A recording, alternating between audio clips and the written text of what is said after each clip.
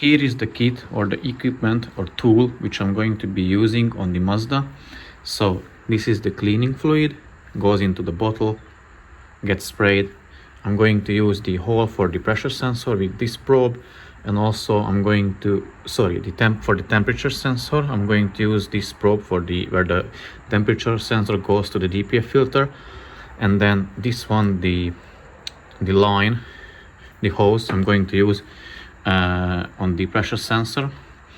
So this is the gun. It needs 8 bar of air, like pressure. Then it is sprayed in 5-second intervals. So hold the trigger for 5 seconds, release it for 5 seconds, then hold it again. So it's in a burst mode with the engine off.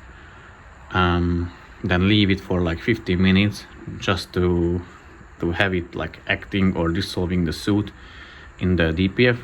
So first cleaning fluid, flushing fluid, the same way, both the same way,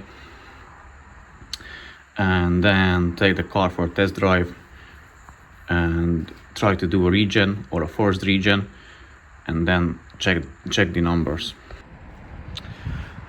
Okay, here is the exhaust pressure sensor, the differential pressure sensor, this one. So I disconnected the left hose and removed the pressure sensor, 2 bolts and nuts from rear, 10mm bolts, remove it, connect the gun to it, have it connected to the compressor, use 8 bars of pressure, and in short intervals, like 5 seconds, just spray it.